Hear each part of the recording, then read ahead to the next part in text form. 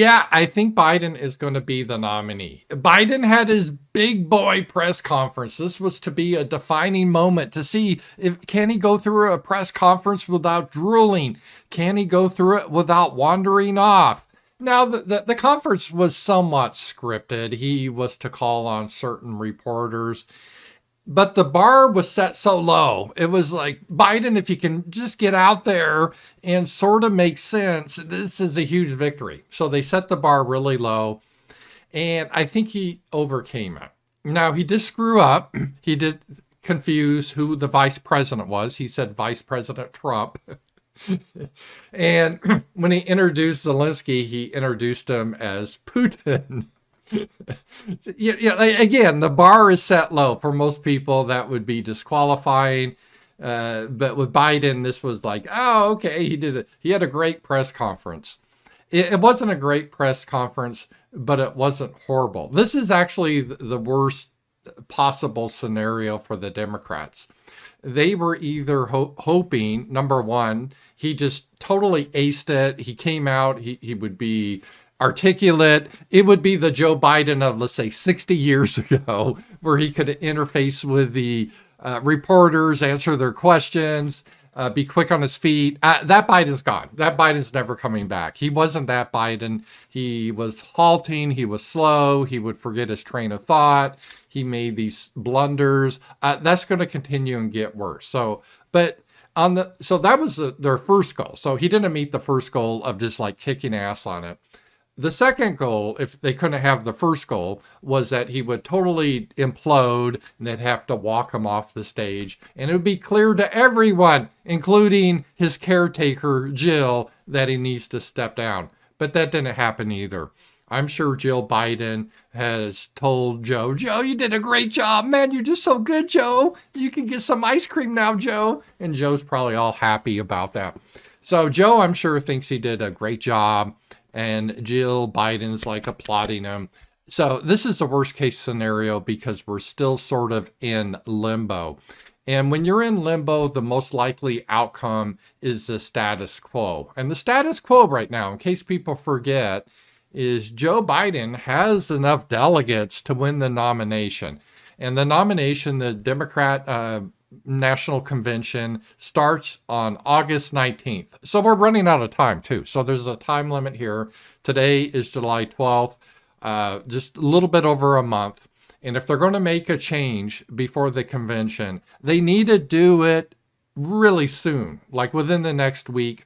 Nancy Pelosi said that if there's going to be a change, it has to happen really quick. She said this week, and today's Friday. So in the next couple of days, if they're going to go the scenario of Biden stepping down and someone else revving up their campaign to be at the Democrat National Convention, we don't have much time. That's just the fact of it right now.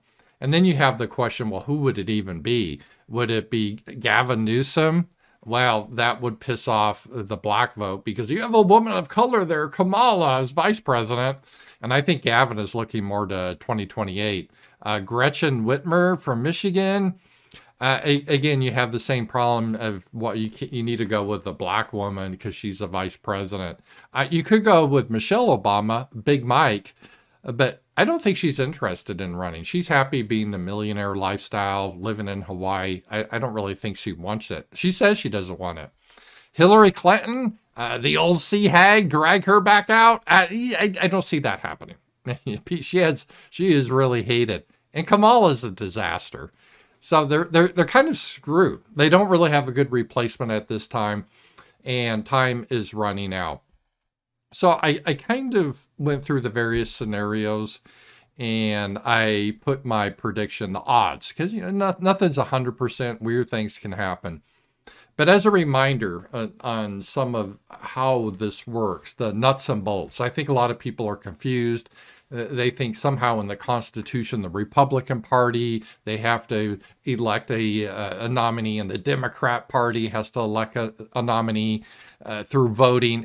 No, that's not it. The Constitution doesn't care. If you have a political party, I could start a political party, the Ramsey Paul political party, and I could determine my candidates by having a big wheel where I spin it. and whoever comes up, that's our candidate. That's perfectly legal. So these parties, they can do whatever they want in the leadership. And in this case, the Democrats is the Democratic National Committee. So they have all the power. They can change the rules. Theoretically, they could step in and say, no, Joe, you're not running. We're releasing your delegates, and we're going to have an open convention. Now, that would create a shitstorm, and it'd make a fun convention. I would love to see that. But there's nothing illegal. They could do that. Same with the Republicans. Let's say if Trump ends up in prison in September, the Republican National Committee can say, well, we don't care what the delegates say. We're changing the rules. We're saying that the candidate has to be here at the candidate can't be in prison. And so we're going to select a new one. And they don't have to have a new convention. They can just select someone. So a convention is not really required. So tomorrow, the DNC, literally, they could say, no, we're not going to have a convention. It's not going to be Joe Biden. It's going to be Gavin Newsom. And they could legally do that. I don't think they will do that, but they could do that. Same with the Republicans. All right, now let's go over the various scenarios that could happen and the percent chance. Number one I had on my list, Biden resigns from the race. This is, I think, the Democratic establishment, this is what they were hoping for since the last debate. They don't think Biden can win. And I think they also understand if he does win, it will be President Kamala Harris within a year or two. Biden's going downhill. His health is going down the toilet. He could likely die in a couple of years. So their hope was they'd put a lot of pressure on, including their court carnies, clowns like Jon Stewart, all the late night comedians, and their media like CNN. And they had this coordinated attack on Joe Biden, which really seemed weird because usually the press, they're all on the side of the Democrats, the regime, and the same with late night TV and the entertainers.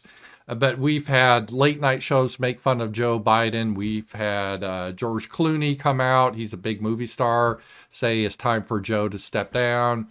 And we've had powerful senators come out and congressmen saying that Joe should step down, and the media. Usually all of that would force the issue, and that's still possible. But if Biden is going to step down, he needs to do it really, really soon because the convention is coming up. And if he steps down, then his delegates will be free. They could go to another candidate.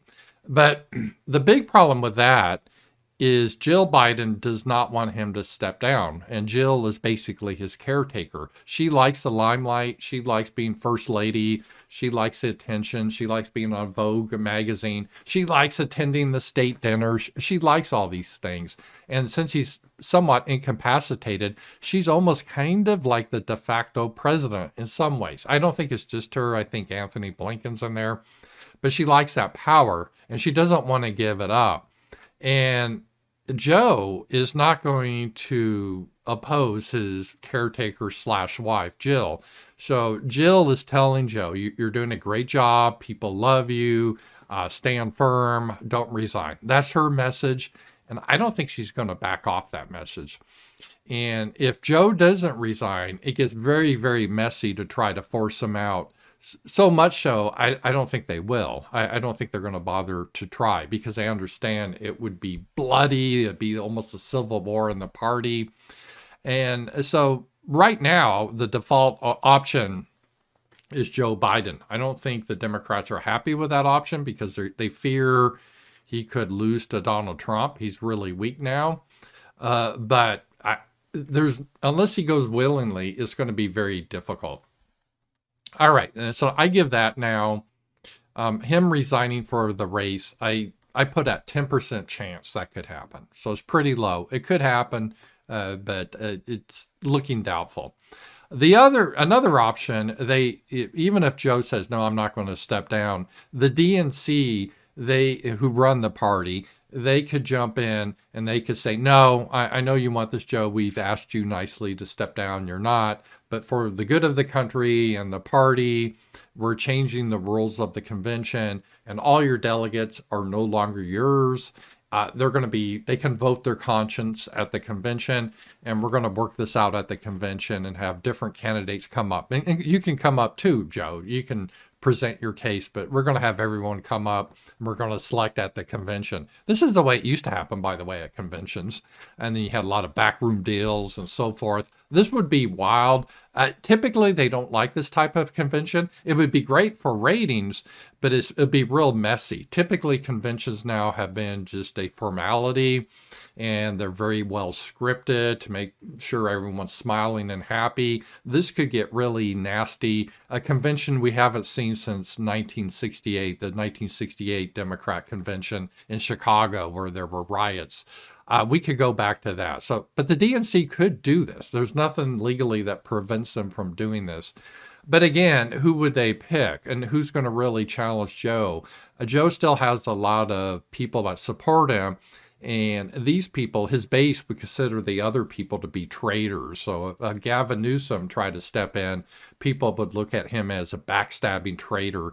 And that could ruin his chances in 2028. And so then again, we end up with Kamala is the only candidate I could see that would be somewhat acceptable. Any other candidate would create too many issues. Again, unless it was Michelle Obama, but she has no interest in that.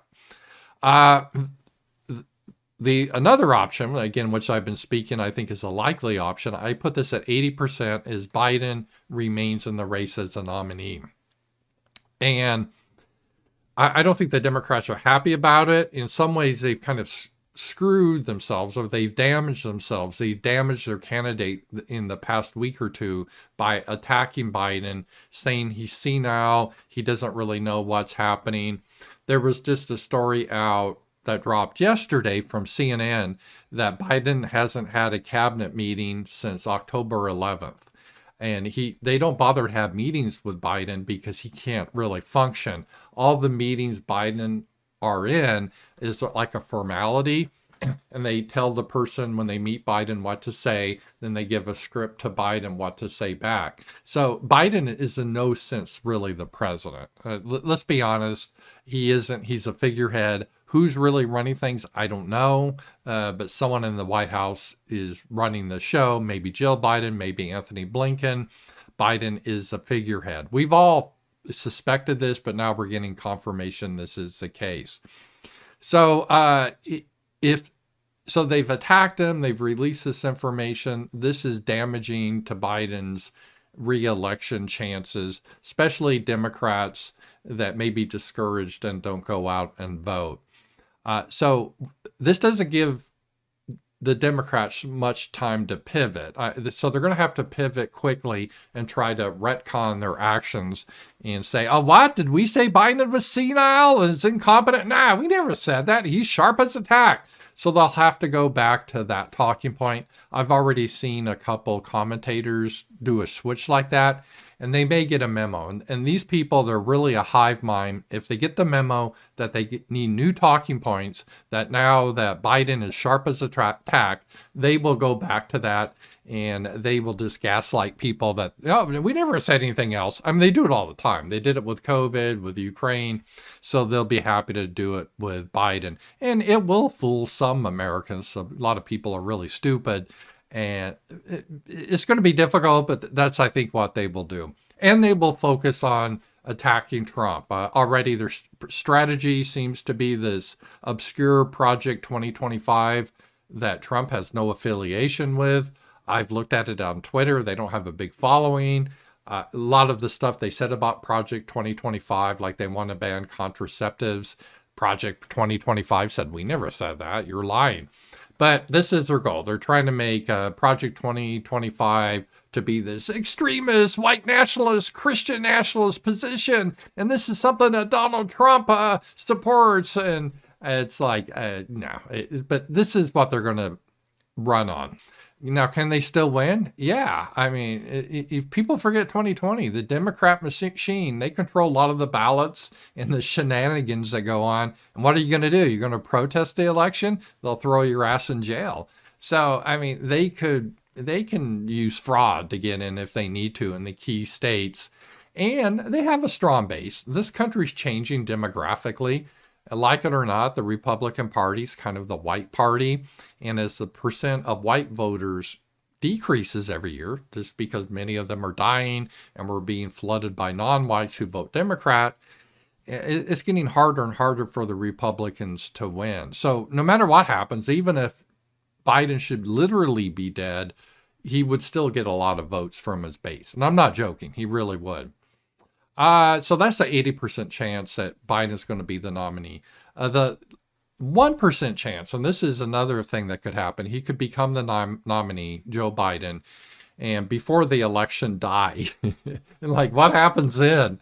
I think at that point, the DNC would just have Kamala Harris step up as the presidential candidate because it'd be too late to do anything. At that point, they don't need another convention. The DNC can just appoint the nominee.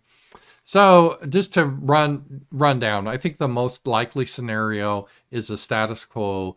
Biden, they'll try to hide him in the basement for the most part. He'll continue to make gaffes. He'll look confused, but the media will run cover for him and they'll focus on how evil Trump is and how he's a new Hitler. They'll do that routine coming up to the election. There is a chance he could still drop out. That's the next option, about a 10% chance. I just don't see Jill Biden willing to do that. And I guess they could threaten Hunter Biden, but she doesn't care about Hunter. That's not her kid. So I don't think they have much they can do on that aspect. The DNC, then there's an off chance they could just say, sorry, Joe, we're not going to put you in. We're going to take your delegates. Again, I put that at a 4% chance it could happen, but there's just I don't think that's really reasonable. They're going to do that. And then he could get the nominee and die before the election, but then it'd be just Kamala that make the nominee. So bottom line, I think we're going to see Joe Biden as the nominee, and he's still got a fairly good chance to win. I hope I'm wrong, and I think Trump will win now, but Trump could face prison still. There's still so many wild cards out there. I told you this summer's going to be crazy, and it is turned out to be that way. Talk to you guys later.